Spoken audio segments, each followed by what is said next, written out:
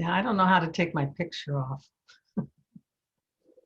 So I can take it off for you if you Okay. would like. Paul, I apologize, but with that, we'll hand it over to Paula and Sean and get going with the day. So thank you very much. Great. Can you hear me okay?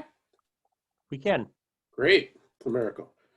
Thank you, everybody. I'm excited to be here. Thank you for the intro. That covers pretty much what I was going to say about my background. So thank you for that. This is, as you said, implementing a gold standard for Centers for Independent Living program. We have a few goals for today's discussion. The first one, why addressing, I'm sorry, next slide. That's probably going to happen again. I'll just apologize now. Why addressing the consistently identified issues is an important conversation. These are the three things that we want to accomplish today. Identifying the common issues that OILP sees, and then moving forward. Just to kind of summarize this slide, the reason for identifying the common issues is we want to let you know that these aren't one-off things. We had a number of conversations in OILP and ACL with different staff, and we're talking about our experiences with on-site reviews, with remote reviews, with reviewing PPRs, with just the normal day-to-day information we receive from CILs, the interactions with CILs. So the things that we're going to address in this conversation are consistent. They're not one-off. It didn't just happen once or twice. It's not specific to a local, a rural CIL or an urban CIL. These are things that are consistent across our interactions with CILs. Obviously, hopefully to the people watching today, identifying those common issues that are consistent is important. And that's critical for us moving forward as a program. And by moving forward, as you will see in this presentation, there are slides that talk about ways to improve these things. And that's one of the reasons I'm very excited to do this presentation with Paula, who you all know, and who I am sure many of you have called with many a TA need. So in addition to identifying why what things are occurring and why they are important, we want to make sure that you leave today with specific strategies for addressing those. Next slide. About a year ago, I believe at the last April conference, OILP did a presentation regarding establishing the gold standard and discussed the roles that all the partners play. If you haven't seen that, I was actually at RSA when that went on, but I've heard great things about that presentation. This is intended to be sort of part two, the next phase of that presentation.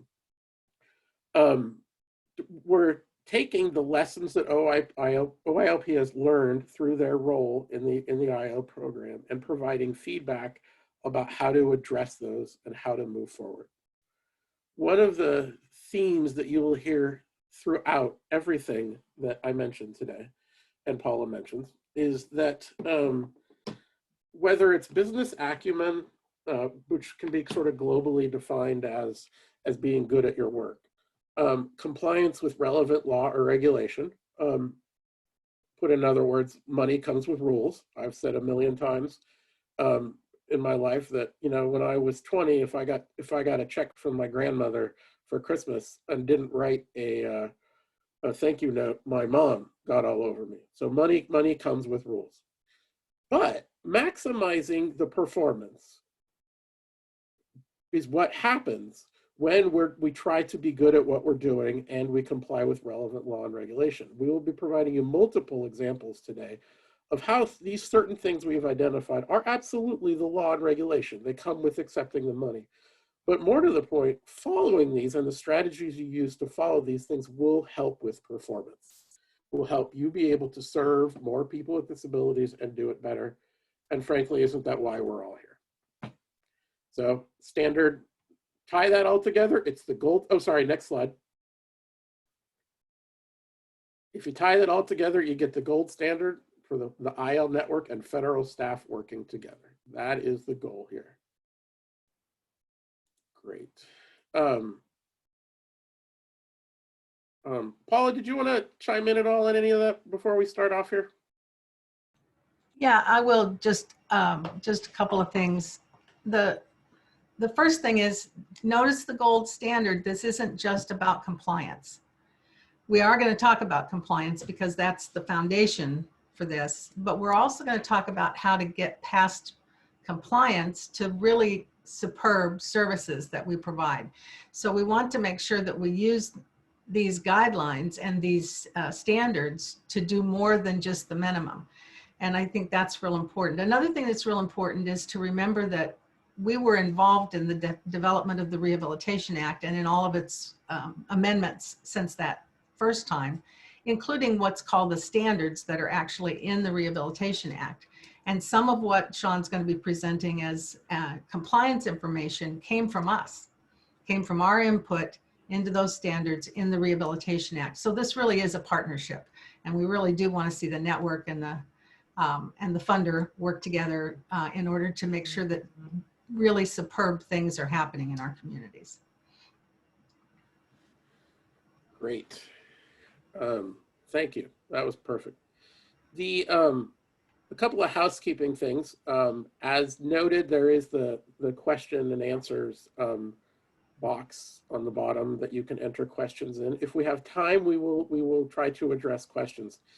One of the things that we want to make sure you are aware of early on is that, and I'm sure you've had this answer when you've called Paul, and I know you've provided, I've provided this as an answer. Sometimes the answer is it depends, and it takes more than a quick question or more than a few seconds to learn the specifics enough about the situation you're in order to provide a reasonable answer.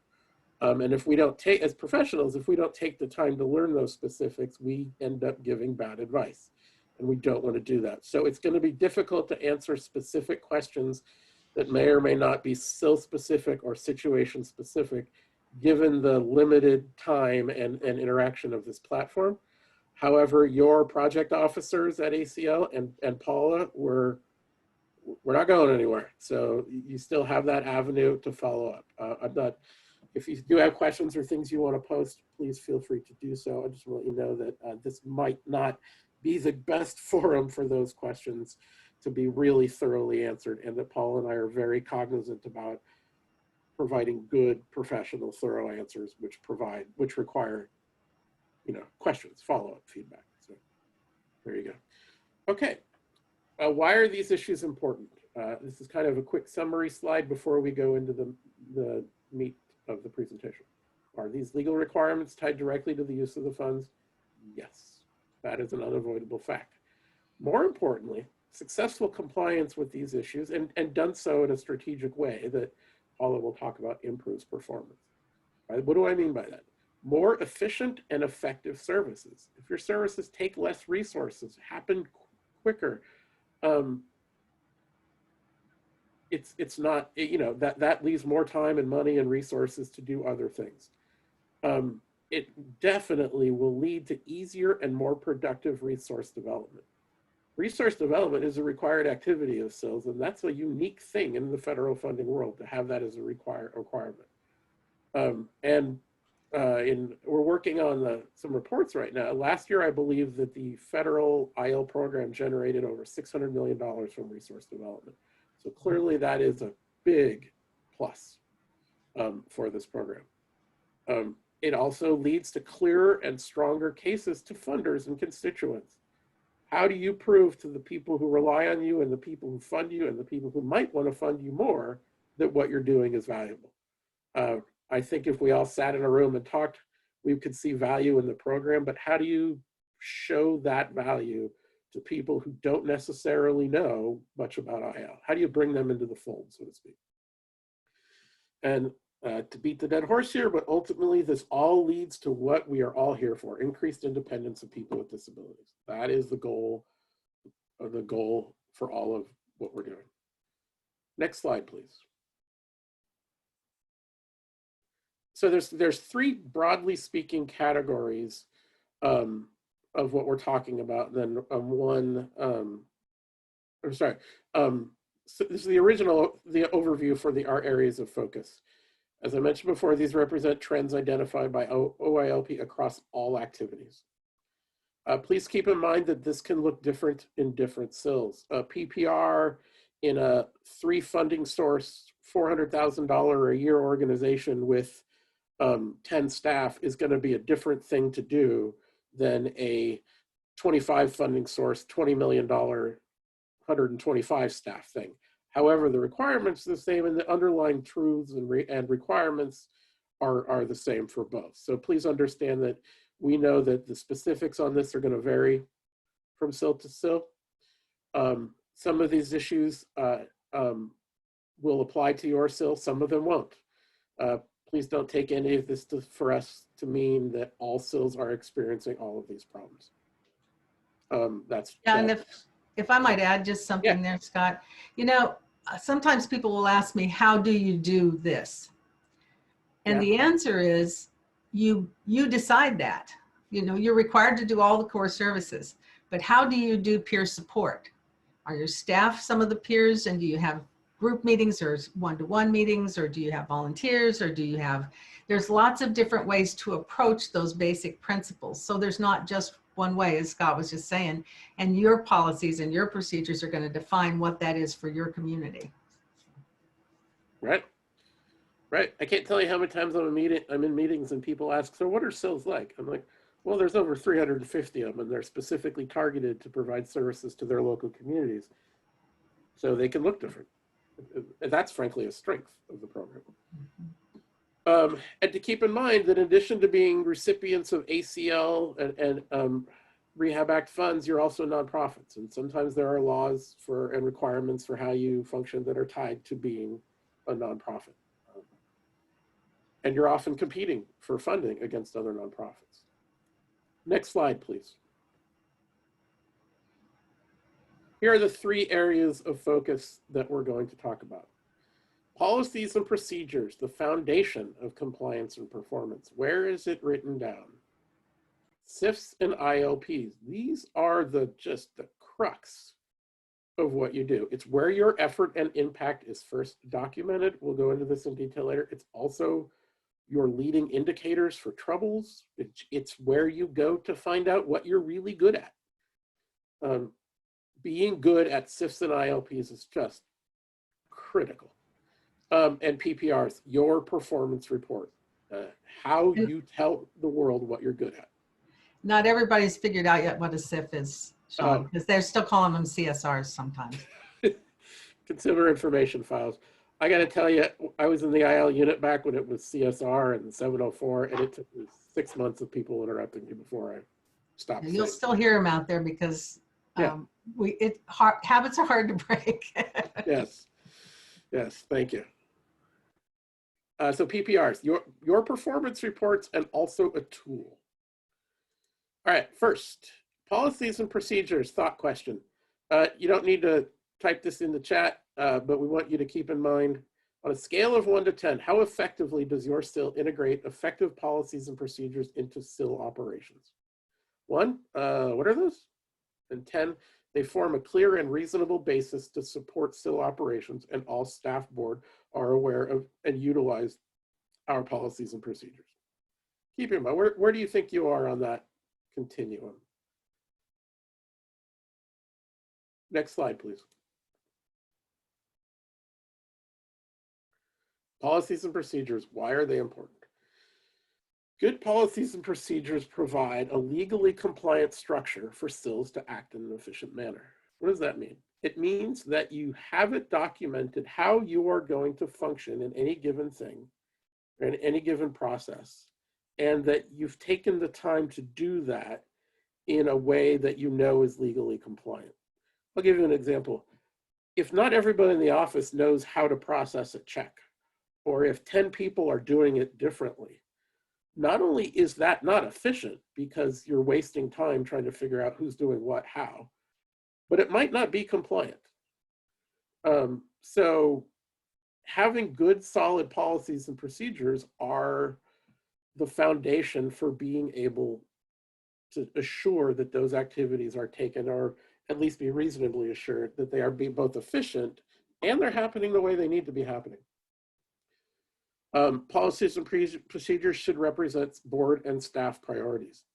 Obviously, there are things here that are just legal, but there's also things that are, do you have a policy on education or training of staff? Do you have a policy on work from home, which I'm sure has become more important for these? These don't all have to be only legally based. They can be what are the priorities for your agency, assuming that those are legally solid.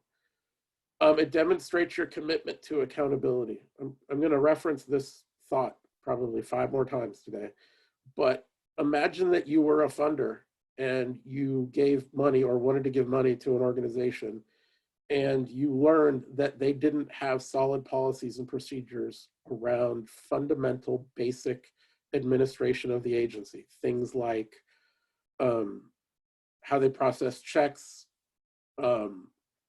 care of files for confidentiality, how staff are reviewed.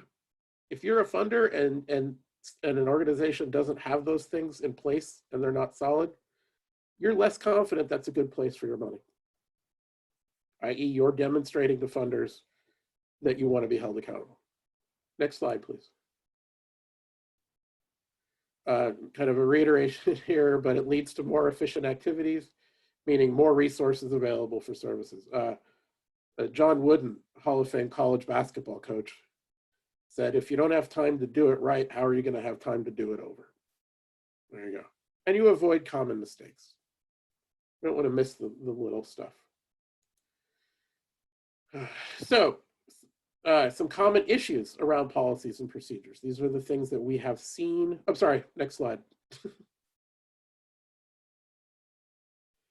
These are the things that we see consistently in our review through different aspects. They exist, but they don't include procedures. This is just one I happened to be looking at right before writing this presentation. But CIL will perform an annual inventory of equipment, and that's considered the policies for and procedures for annual inventories. Who's going to do it? When are they going to do it? How will you document? What happens to the results? If this was your policy, you could do an inventory on December 31st and then again on January 1. So it was once every year. But clearly that's not helpful, right? You want to understand that these policies and procedures are a way for you to put in structures that are helpful. Policies are missing or incomplete, and this includes board leadership and staff. The requirements for the different policies and procedures are documented everywhere. I know that Paul and ILRU people have helped a lot of me with this. It shouldn't be that complicated, that difficult to pin down what needs to be in there. Policies exist, but they haven't been reviewed or updated in years. This is bad. Why is this bad? Legal requirements change. Right? It's not always the same thing. I mean, this field, maybe more than most, knows this because of WIOA. 5 years ago, in the history of a federal program, 5 years, more than that, I think, is nothing. So laws change. And the requirements for your policies to be compliant with law and regulations, you got to keep up with it. Organizations change. Hint. And this is great. This is from if your policies reference 34 CFR, that's a Department of Ed thing, or the OMB circulars, they're out of date. Those two things aren't relevant anymore. And I would add that if those things haven't been relevant for years, if your policies reference those, then your policies haven't been reviewed in a very long time. Or they have been, and there's just not a commitment to doing them accurately and to making sure they're compliant. Continue, next slide, please. They're not sufficiently detailed to provide the needed tools. Can an average staff pick it up and know what to do by reading it? This big one that recently occurred to us, when it comes to submitting federal reports that are due every year at certain times of the year, it's highly predictable. Who is responsible for submitting those reports? Who has access to the required systems? Who's responsible for data entry? Who's responsible for creating the report that gets entered. What if staff change? Who, you know, we've had more, when the last continuation applications came in, we had more than a few CILs are like, oh, so-and-so left and I don't know the password or I don't know how to log on. Having a policy that says when X person leaves, when the new person comes in, they're one of their first steps is to register or transfer the responsibility for these functions to another person, or this is the person who's responsible if case person is sick, etc. Training and implementation are not consistent. When were staff last trained? How often do supervisors refer back to policies and procedures? It's not okay to hand them a policy manual on day one, say read it and sign the thing at the bottom. There needs to be periodic training. It's in the provision of supervision and checking in on the performance of your staff. It's also necessary to reference policies and procedures. I see that you did it this way, but the policy says this. That's just the tool for consistent and efficient application. It's also a way to identify if, hey, maybe we need to revisit this policy. Maybe staff have a new, better idea. Here are some general categories that policies and procedures exist. I'm sorry, next slide. Financial management, conflict of interest, code of ethics, board operations, building on the bylaws, consumer services, personnel, health, safety, and disaster planning. One of the things I hope comes out of this really life-changing, unfortunate COVID pandemic is that CILs are more prepared to deal with the next time something like this occurs, because they can go, oh, here's our short-term plan for working from home, or to quickly turn around and work from home and or determine when to come back, because that's in our policies. All right, Paula, I'm turning it over. Next slide, please. I'm turning it over to Paula. All right, great. And you know, one of the things we've seen with this pandemic is we've seen a disaster on top of a pandemic with some of you. And I know you've had fires, hurricanes, and weird weather events in Iowa, among some other things. So I know that has really been tough. And if anything tests your policies and procedures, it's going to be when you approach a really tough event and you think, what should I do? And then you turn to your policy manual and say, oh no, it didn't have enough detail. And I can guarantee you that some of you were doing that, you know, during this last disaster, and probably will do it anytime you're in a crunch position. You want to go back to that policy and find out, will it guide you? And if it doesn't have enough information to guide you, it needs to be updated.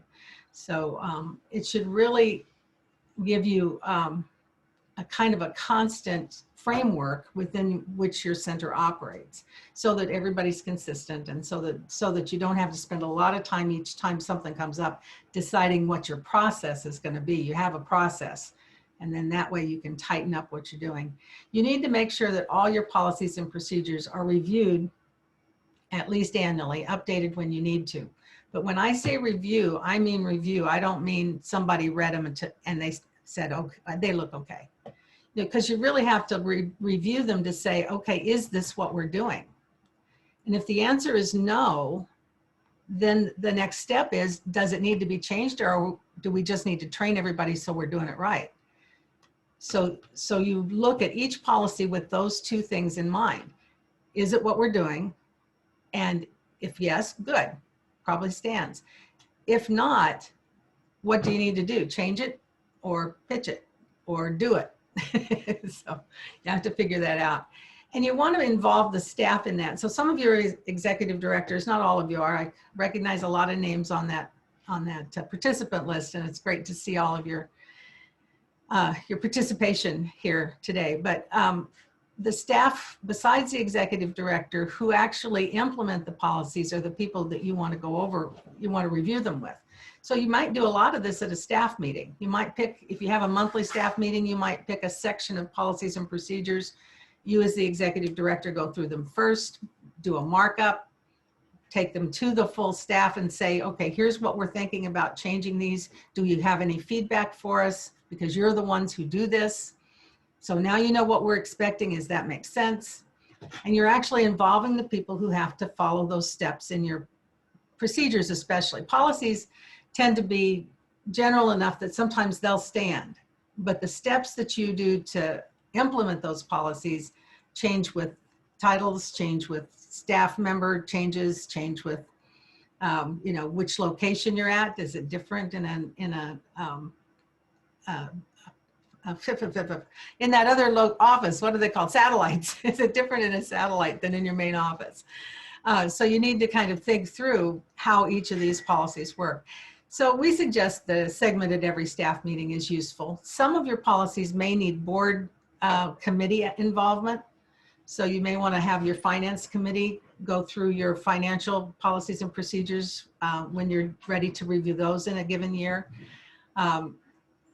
The personnel committee might want to go through your human resources policies and procedures and check on those. You may also have another human resources expert that can let you know whether or not those are current under your current state law. Human resources policies, we don't offer a lot of samples of those because they vary so much from state to state.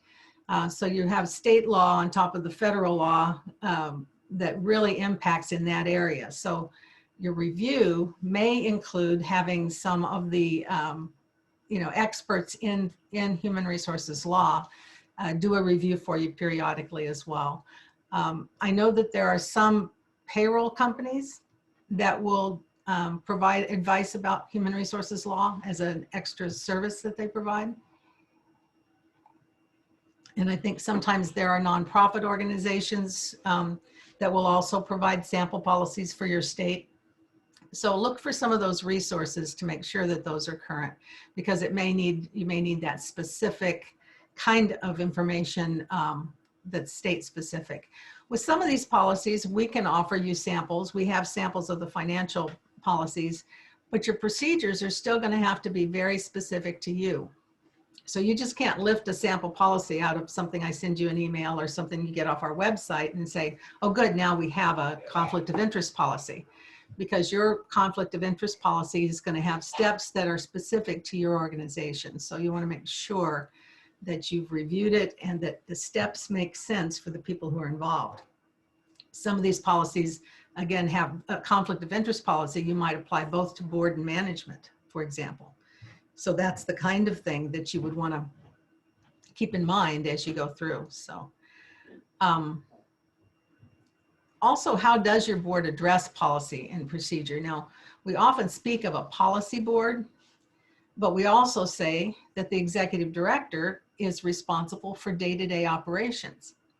So is the board always going to dictate procedures? Probably not. For themselves, they would.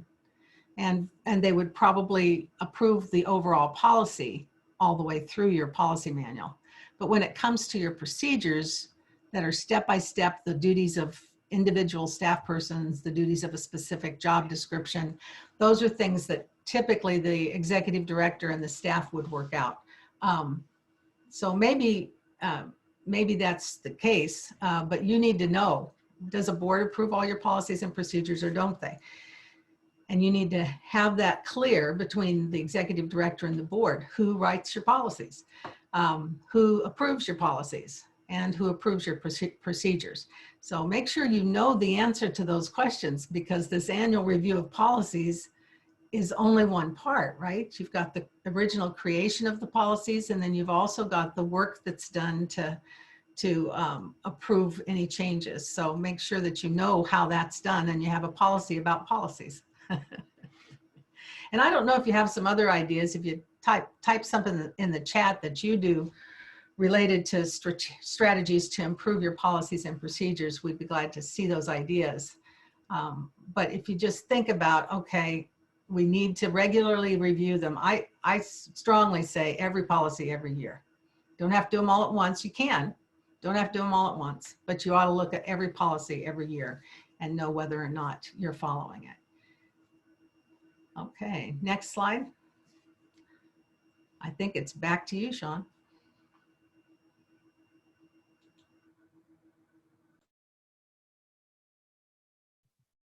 Thank you. Sorry, little minor technical issues there. Can you hear me? Yep. Are we good? Yes.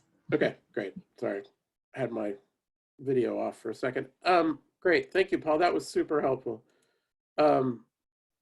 Yeah, you got to review them every year. The only thing I would add was that if a policy or a legal requirement is in place and yours isn't sufficient because your policy is what the law was a year ago, that's not a successful, that won't lead to a successful argument for not fulfilling the legal requirement, right?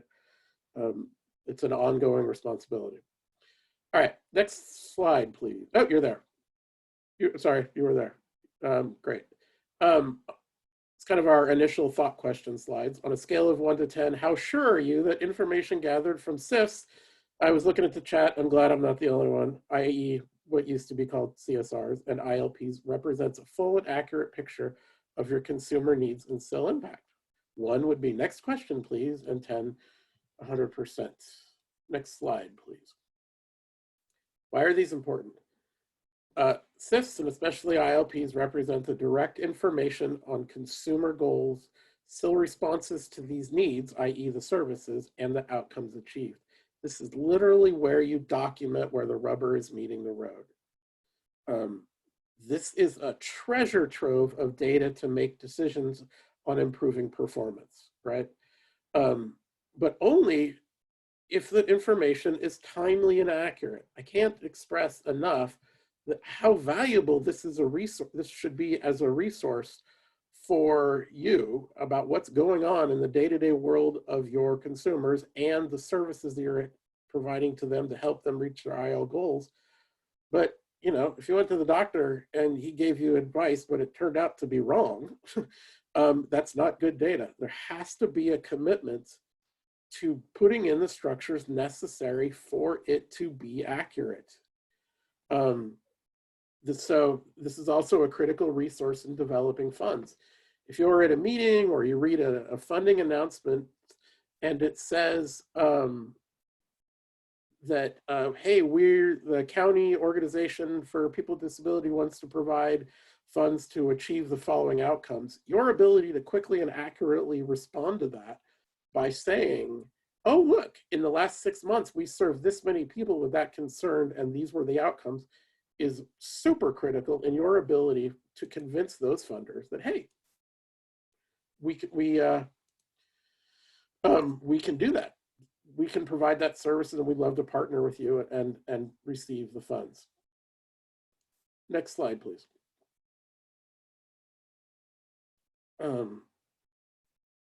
The consumer CIL staff partnership is key in developing and implementing effective ILPs. CILs are required to submit reports that are timely, that are accurate and timely, and good CYF/ILP practices are essential. Hopefully this is fairly obvious. Obviously in the role of CIFs and ILPs, CILs shouldn't be just, hopefully are never, demanding what goes into an ILP, but they're helping a consumer identify and facilitate a good plan to achieve their independent living goals. So having good practices around how you do that is critical. It can't just be, here's a piece of paper, good luck. And it can't be that there aren't standards for how those are checked up on, how those are served, et cetera. There needs to be good practices around that. By the way, and this was a bullet ad from Paula that I really liked. If you are only collecting information for your funder, you've missed the point. How can your staff, consumers, and board benefit from the information in CILs? When I was the CIL director, I remember a situation where a housing specialist came and said, hey, we have a lot of, our calls spiked in the last 2 or 3 weeks related to housing, what do I do? We quickly looked at the ILPs, identified that they were actually coming from a specific locale. We're able to identify a few key people to talk to and identified that I believe the issue was transportation and not being able to get to and from home. And so consumers were thinking about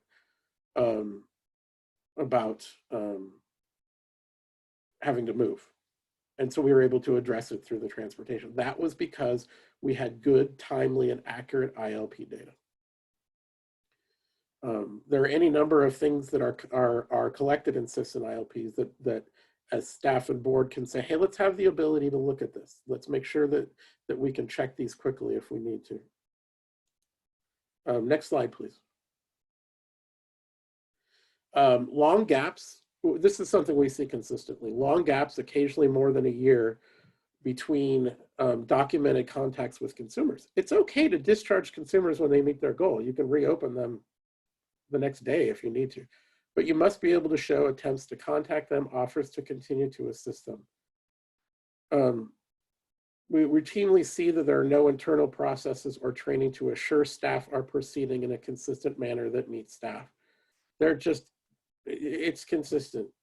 We see this a lot, that there's not internal practices, whether that's consistent training, whether it's consistent policies and procedures, or consistent activities by supervising to allow for training and documenting services to make sure that they are provided in an effective manner. There's just no structure around making sure this is happening. And as you can all, I'm sure, guess, if there's no structure around assuring something happening, it really doesn't happen.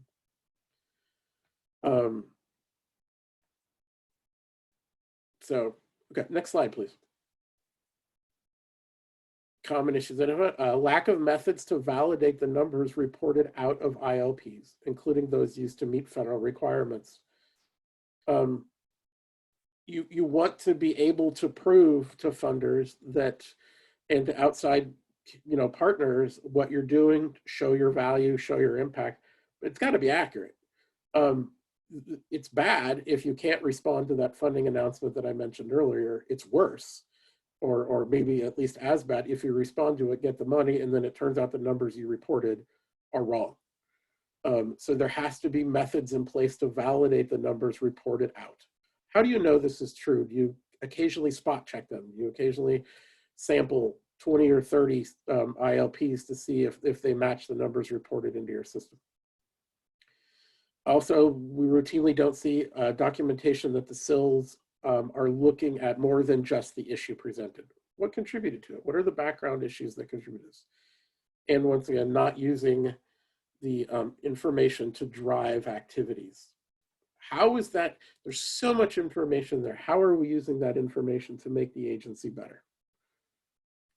So next slide, and I'm turning it over to Paula. We are in a really important spot in the fiscal year or in the grant year, and that is that you are already collecting data for the new year, the year that just started on September 30. But you're also compiling the information from the past year and preparing to put that into your report. Now, this is a critical time for you to get in there and print out your reports and make sure your information is good. If it's not, you have a lot of, going back to paper files or whatever, calendars, whatever you have to do to make sure you get good data. But you need to make sure now that everybody's providing you good information when they enter it into your database. And I know there are, half a dozen or so different databases. So you aren't all using the same one, but whatever consumer information file that you have that's electronic, that helps you to do your reports every year for what we used to call the 704 report, but is now the program performance report. You want to know it's good information. And I can already tell you, I'm going to get calls from 2 or 3 of you who say it's garbage. I don't know what happened. Nobody did it right. Sometimes you're a new executive director and the staff have never done it right, but now you know that and you have to take action. And I can already tell you those calls are going to be coming in the next month or so, and you guys are going to be saying, what do we do now? Because we don't have good information. Well, what you should be doing and what you must do going forward is check the information now and then. I suggest at least quarterly, at least, but maybe monthly. And especially if you've had problems, you want to do it maybe even more frequently than that. Do a printout and wait and take a look at it and see if it's accurate. Compare it against whatever other records you have, and talk to the employee. I often printed out the report by employee as well, and you could for one thing, you could compare productivity, and it was a little striking sometimes. But for another, you can go in with that employee and you can go through and say, well, who are all the people you've worked with this year? These are the ones we have. Is this everybody? Did you really work with them all? Because one of the issues is that sometimes people don't close the record when it's inactive. They just leave it sitting there. So that gives you inaccuracies as well. But you want to make sure that your numbers are true, because they're only useful to you if they're correct. So you know, don't wait. Don't wait, please. Don't wait. And actually, we would have told you the same thing. We would have said, don't wait if this was in January, because you need to stop time and examine whether or not what you're collecting is correct. Sometimes your staff need more training. Most of the database programs will offer technical assistance on how to enter the information and some specifics about it. Sometimes, you know, sometimes you can actually compare, like I said, a calendar to the work, and you can see that not everybody was entered in. I had one executive director who came to me and said that he had a staff person who entered all of the staff as consumers because they would ask questions of this more seasoned staff member, and they just wrote them all down as direct services. Well, it's not that you can't provide direct services to staff, but you need to make sure you have policies and you know how that enrollment happens if it does. And so you're not just having having the staff decide for themselves that you are a consumer and put you in the record whether or not you were prepared for that. So, so all kinds of things can happen. You need to look at your data. You need to ask questions in your consumer satisfaction surveys that help you know how effective your services have been. We often think of this as outcome measurement. So you want to ask your consumers, did they accomplish the outcome that they came to you for? However you word that and however you do it. Now, how effective your consumer service satisfaction surveys are varies a lot from one of you to the next. And if consumer satisfaction surveys are new and you hadn't heard that before, you are required to determine that satisfaction. The CIL is also required to do some satisfaction, and in some states that's a single collaborative effort, and in other states it's completely separate. So you have to kind of sort through how that works in your state. But you want to make sure that whatever you're doing, asking about, gives you useful information so that you can improve. So think about what are the areas where you're the most anxious to improve, and how can you ask questions of those consumers that help you determine if you're making progress on that goal. So really look at what you ask your consumers. I also suggest don't make it too long. I know that there are people who want to ask every possible question of every consumer.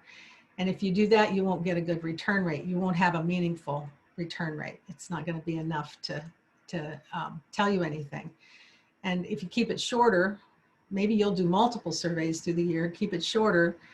I suggest doing a point of contact satisfaction survey rather than a once a year satisfaction survey, because all of us have consumers who, leave. They're no longer around to give you satisfaction information, or you lose track of them because they are very mobile in their lifestyle. So you want to make sure that you ask them at the time they come in. Give them a card, have a Dropbox, do a letter, but have a system that really gets you input from that consumer satisfaction survey. Something you can use to measure your own progress. Yeah, Sean? Nope. No, I'm good. There you are. Okay. Well, that was mostly what I had in that section. So next slide, I guess. Great. Thank you. Just a couple of things I wanted to kind of wrap up to that CIF and ILP section.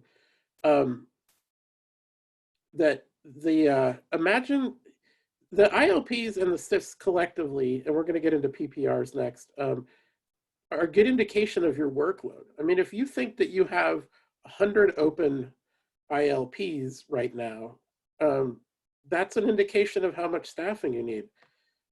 If it's 200, but if it's 100 and it turns, if you look at your numbers and it's 100 and it turns out to be 200, then you're massively overworking your staff. If you look at it, it's 100 and it turns out to be 50, then something's off. So that's really critical information you can use.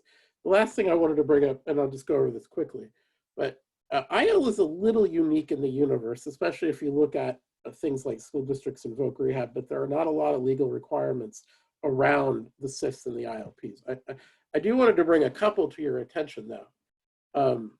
That CILs, and I'm literally reading from a report, CILs must be able to demonstrate active internal controls necessary to assure that the CILs are managing the award in compliance with federal statutes, regulations, and the terms and conditions of the awards. That's 45 CFR 75303 A through C. You have to have the internal controls in place necessary to demonstrate you're following the rules. It's also a requirement that the annual report is accurate and that you're maintaining records necessary to demonstrate that it's accurate. That's 75342 and section 725. In other words, every federal report you've ever submitted, and anybody's ever submitted, has a box on the bottom that says, I certify, something to the effect that I certify that these figures are accurate. So there's legal requirements to get this correct. Okay, PPR thought question. Same thing, on a scale of 1 to 10, how much does your CIL use the requirements of a PPR to help guide and improve agency performance? Yeah, next question, please. And we use it in planning. Great. Why are these important? I can't tell you how many times in a month or in 3 to 6 months, especially in the last 6 months, where we use ACL and IAPL use PPRs to demonstrate your agency performance, whether or not it's for things like the annual report, or it's one-off things where somebody from an area wants to know which centers in area, X are doing the following things, or what are some of the trends, or what are some of the important areas. We use them all the time, so they should be accurate. It's also a tool for planning and evaluation of your progress. There are portions of this PPR that are required, like 3-year plans, that you can be using to gauge and monitor your practice. I'm sure Paula will talk a little bit about doing it more often than yearly, but it's a once a year, highly predictable time-wise especially, point where you have to sit down and document what you're doing and how you're progressing on your goals. So you might as well invest in doing it well, because that planning is super critical in your long-term development. Next slide, please. Some common issues that we find. Material is just simply copied and pasted from the previous year. That doesn't do any good. That doesn't do you any good as far as utilizing it as a tool for planning. And it really doesn't do a good job as far as helping us learn what you're doing, both in terms of TA that might be needed, compliance work that might be needed, but it certainly doesn't help us make the case to people like Congress or people asking questions on the great work you're doing. One of the things we'll see is like there'll be a narrative section and they'll talk about all the great work and effort that they're doing in an area like deinstitutionalization, and then the numbers for that particular area will be nothing. There's consistently not the numbers aren't reflected in the narrative or vice versa, which routinely results in a staff calling you up and saying, this doesn't make sense, can you explain it? And then you're going, oh yeah, we missed this. We got to add that. Thank you so much. These really are tools to make your case to everybody, local, state, national, whatever. Please invest in having them be as detailed as they need to be. Long-term planning is either not being done or not being reported. I kind of went over this a little bit before, but yeah, it's a requirement. Last second requests for extensions, occasionally and for a wide variety of reasons. We get it if you have a five staff CIL and there's a major snowstorm or computers go out, but you could have started doing the PPR for this year a week ago. I do want to take this or 2 weeks ago, as a quick informational piece. As you've probably all heard, the ACLR, the reporting system, is going down. None of the requirements for reporting have changed. All of the same boxes and lines and figures and requirements are the same. We will be sending you information about how to get that to us, but nothing in the universe of what is required in a PPR has changed. Next slide, please. So begin drafting your report now if you haven't already. Got that one, right? You want to do that as soon as your fiscal year ends. If that means that your staff need to catch up on their data entry, you want to make sure you've given them time to do that. And actually, if that's an issue, you need to work out some solutions for day to day so that they can enter that information for it, for your overall reporting on a regular basis. But you want to begin to draft a report as soon as the fiscal year ends or sooner. If you find gaps in your information, figure it out now so that you can do it right for this fiscal year. So when you're looking at October's data, you've resolved whatever the problem was that occurred in last year's data. So make sure that you have that in place. You want to provide a summary and the actual report both to your board, because the board sometimes struggles a little with the content or flow. So you may want to do bullet points as a highlight, as a cover sheet for your full report, but the board's in charge. So the board needs to know what you got done. And your program performance report is a report on some of that performance.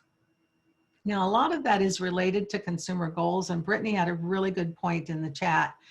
And she said that training the staff on those individual goals and the development of an independent living plan is real important, because you have to have goals that you can say you met, which means they're measurable. They're specific enough that you can say yes or no, did we meet this goal?